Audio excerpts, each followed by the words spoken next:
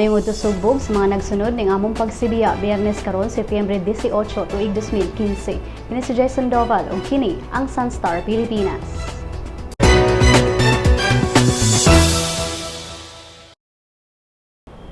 Suspek sa pagpatay sa 17 anyos nga accountancy student na ilhana sa kapulisan. Si Nero Viraflor sa detalye.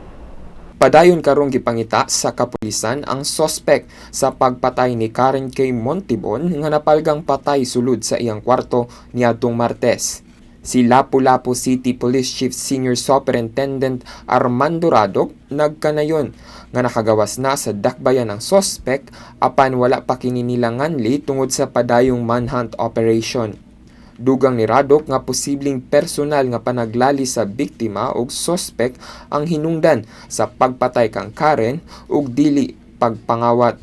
Duha ka teams ang gitukod sa kapulisan nga magtutok sa kaso ni Karen. Usa ang padayon naglihok sa pagdakop sa suspek ug laing grupo ang naninguha sa pag-recover sa nawala nga DSLR camera ug iPad ni Karen. Si Radok nagkanayon nga ang mga nawala nga gadgets ni Karen adunay mga impormasyon nga dunay kalabutan sa krimen. Mitanyag na og 500,000 pesos nga ganti si Lapu-Lapu City Mayor Paz Radasa ni bisan kinsa nga makahatag og impormasyon sa kamatayon ni Karen. Matod ni Redaza nga isip usa ka inahan nasakitan usab siya sa pagkamatay sa dalaga. Samtang sa University of San Carlos, mipahigayon ang tunghaan og prayer vigil kagahapon. Gitambungan kini sa mga tinun-an nga nagsulob og black t-shirts isip pagbangutan sa kamatayon sa ilang schoolmate. Pinaagi sa usa ka Freedom Mall, ilang gisulat ang ilang mga pag-ampo kang Kay ug ilang apila ug paghatag og hustisya sa kamatayon sa dalaga. Walay alternative narrative. Kini ang giklaro ni President Aquino sa kung kinsay nakapatay kang Zulkifli Binhir alias Marwan sa operasyon sa Special Action Force ni adtong Enero. Sa usa ka press conference sa Malacañang, giklaro ni Aquino nga ang miyembro sa mga Special Action Force sa Philippine National Police ang mipatay kang Marwan ug miputo sa tudlo niini didto sa Mama sa Pano ni adtong Enero 25. Didin ko lang din po. Pinasuri natin sa cybercrime forensic experts ng National Bureau of Investigation ang mga SD card na naglalaman ng mga larawang ito. Ang report po sa atin, our forensic examiners, and I quote, our forensic examiners concluded that the pictures are authentic and unaltered. Tandaan din ho natin, malaki ang naging patong sa ulo ni Marwan sa lubman at labas ng bansa. Di po nakakapagtakang marami ang nag-aasam na makakuha ng pabuya at nagtangkang guluhin ang usapin. Dahil nga po sa investigasyong ito, nabigyan ito ng kaukulang paglilinaw.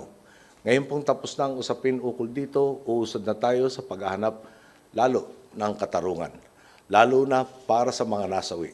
Sa ngayon po, 9 individual ang haharap sa patas at masinsing proseso ukol sa pagpaslang sa 35 komando ng 55th Special Action Company na bahagi po ng SAF. Giklaro ni Aquino nga sa dihang migawas ang alternative narrative sa hitabo didto sa Mama sa Pano, ni mando siya og investigasyon niini. Di umano kasamahan daw ni Marwan ang nakapatay sa kanya. Sila rin daw ang kumuha ng kanyang daliri at naghatid nito sa SAF.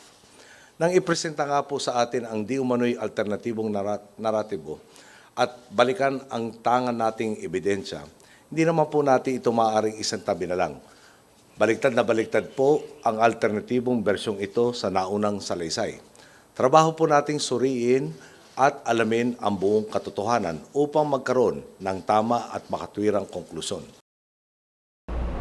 Giklaro usab sa presidente nga walay langyaw nga namatay o miapil sa Mama sa Pano operation. Atensyon sa mga residente sa Cagayan de Oro. Pipila ka mga bahin sa dakbayan ang makasinati og 12 ka oras nga brownout karong umaabot nga Dominggo, Setyembre 20. Nagkanayon si Elizabeth Ladaga, Public Affairs in Charge sa National Grid Corporation of the Philippines, nga sugod alas 6 sa buntag sa Dominggo, putlo na dayon ang kuryente.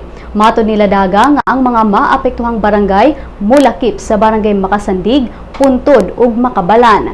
Dugang maapektuhan ang SM City ug Manresa sa Upper Carmen. Dili sab exempted ang pipila ka mga establishmento kay maapektuhan pud kini sa brownout. Kini mao ang HCH Corporation sa Taguluan, Del Monte Philippines sa Barangay Bugo, Cagayan Corn Products ug Nestle Philippines sa Barangay Tablon, Alwana Subdivision sa Barangay Kugman, Limket Kay Shopping Mall ug ang Gaisano City Mall sa Dakbayan. Samtang ang mga barangay makasinati og tag-unom ka oras nga brownout mo ang Barangay Puerto, Bugo, Balubal, Agusan, Gusa ug Nazareth. Apil na ang Barangay Kauswagan, Patag, Bulua ug Ipunan sa Sidlakang Bahin sa Cagayan de Oro. Matud ni Marilyn Chavez, spokesperson sa Cagayan Electric Power and Light Company Konsepalco, nga gibahin nila ang tag-unom ka oras sa brownout ngadto sa alas 6 sa buntag hangtod sa alas 9 sa buntag ug alas 3:30 sa hapon ngadto na sa alas 6 sa gabii. Ang mga brownout tali sa repair work nga ipahigayon alang sa usa ka damaged transmission line nga makaapekto sa operasyon sa Sipalco ug sa Bukidnon Second Electric Cooperative. Aron masulbad ang kahuot sa trapiko sa dakbayan sa Mandaue, nangayo na og tabang ang konseho sa Mandaue ngadto sa Metropolitan Manila Development Authority kon MMDA. Pinaagi sa usa ka resolution, mihangyo ang kagamhanan sa dakbayan sa Mandaue kang MMDA Chair Francis Tolentino nga magpadala og experts nga magtuon sa traffic situation sa dakbayan. Gilauman nga ang mga experts nga ipadala sa MMDA makahatag og kasulbaran sa grabing kahuot sa trapiko sa Mandaue. Matud pa ni Konsehal Emery Dizon, ang author sa maong resolution, nakig-istorya na siya kang Tolentino nga kung mahimong libre ang pagtabang sa MMDA. Matud ni Dizon nga nakatabang na sab ang MMDA sa laing mga dakbayan sama sa Davao, Iloilo ug Cebu. O ganiya mga balita gikan sa ubang bahin sa nasud.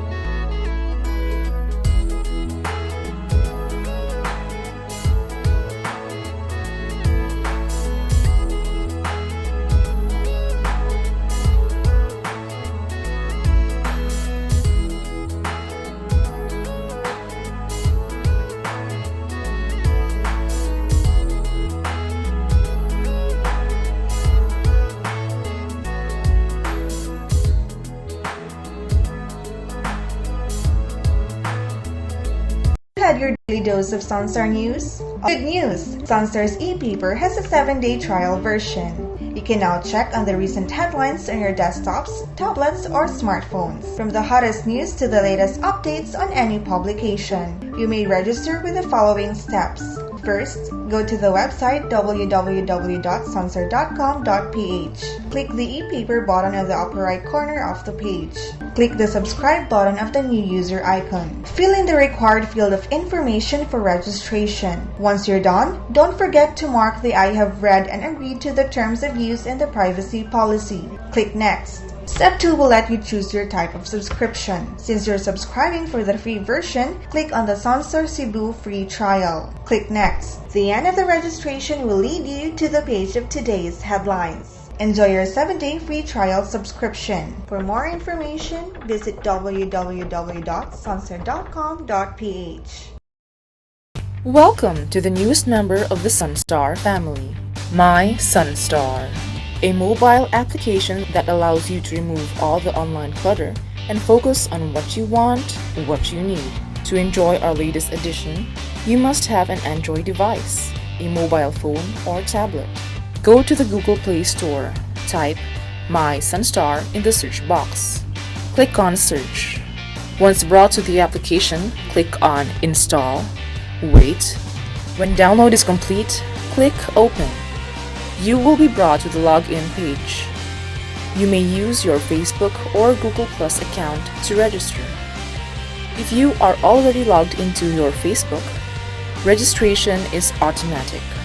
Next, select your interest. Click on at least 3 categories and at least 1 location like Cebu or Davao or any of the cities in the Sunstar network. When you're done, click on Done. Great selection!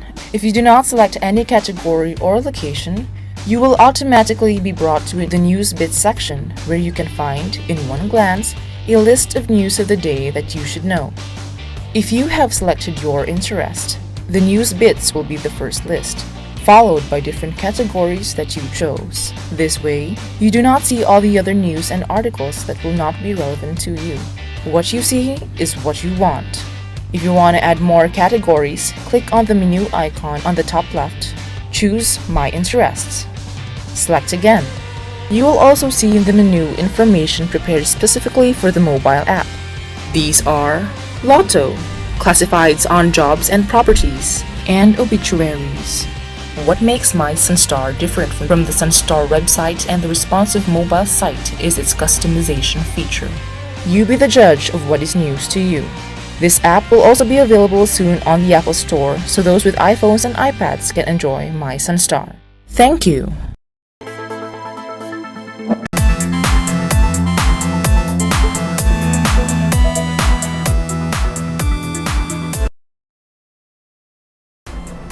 USC Warriors nagpabilin sa number 1 spot sa college division sa CISAFI Basketball 2015.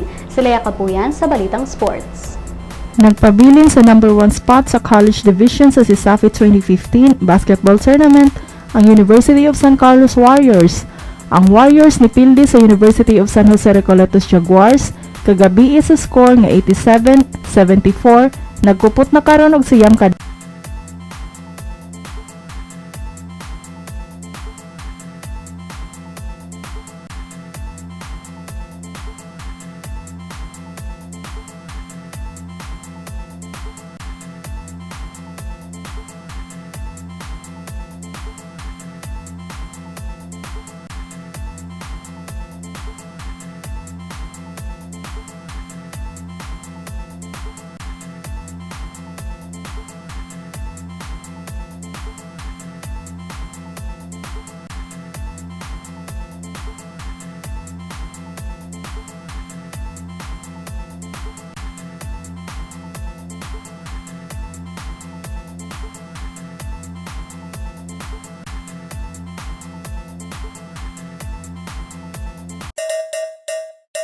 Mga kabisdak!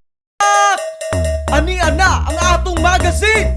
Bisdak! Kabisdak ato ang higikan sa mga tanhang tod norte. Isan asa, mapadpad, bisayang dako, makalupad. Mahitugmaon, matinahuron, matinabangon, mapasigar buhon. Bisayang dako, ehemplo sa maayong lumulupyo. Ania na bay? Ato ni bay? Original ni bay? Bisdak magazine ni bay. Ang Bisdak Magazine mapalit sa Newsboys ug sa inyong suking tindahan.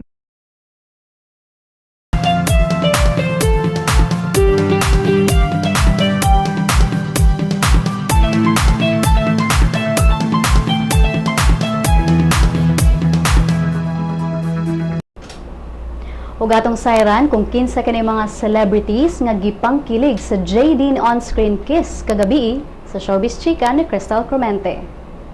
Usa na sab ka trending night alang sa kapamilya teleserye nga On the Wings of Love human sa on-screen kiss ni James Reid ug Nadine Lustre. Tungod kay ang maong eksena first kiss man sa mga karakter sa JD nga sila si Leia Olivar o Clark Medina, todo react na sab ang mga netizens labi na sa Twitter diin gibansagan ang maong eksena nga most approved kiss. Subay ni ini namugna ang hashtag #Otwal Most Approved Kiss diin niabot sa kapin 2 million tweets ang nag-mention ni ini. Gawa sa regular netizens, wala nagpauwahi ang pipila ka celebrities kinsa ni padayag sab sa ilang kakilig. Usa na si John Lapu sa mga kilig nga celebrities kinsa nagkanayon nga bongga daw kaayo ang Jaydeen kay katulo nag-kiss ang mag-love team. Ang comment sub ni volleyball star Gretchen Ho gibantayan gyud ang kadaghan nag-kiss ang Jaydeen. Si Joanna Salis kinsa mas giila sa screen name nga Kiray, ni padayag pod nga kotang-kota kuno siya sa mga karakter nga sila si Leia ug Clark. Samtang wala gyud daw nakaya ni cosplayer Myrtle Sarosa ang kakilig sa gibansagang most approved kiss. Sa bahin sa nagpaluyo sa maong teleserye, mapasalamaton si Director Antoinette Hadaone o bidang si Nadine kay mas nindot daw ang pagbuhat sa show tungod sa fans nga nagsubaybay ni Ini. Crystal Clemente alang sa Showbiz Chika. Alang sa uban pang Showbiz Chika, bisita ang celebrity.sunstar.com.ph. I-follow po sa Twitter at Sunstar Showbiz. Sa Lotto results, walay nakadaog sa mga premyo sa 649 Super Lotto o 642 Lotto sa mga bula kagabi. Bulahon unya ang 645 Mega Lotto. Ania ang balor sa dolyar gikan sa Bangko Sentral ng Pilipinas. Musunod ang kapalaran gikan sa Sunstar Super Balita.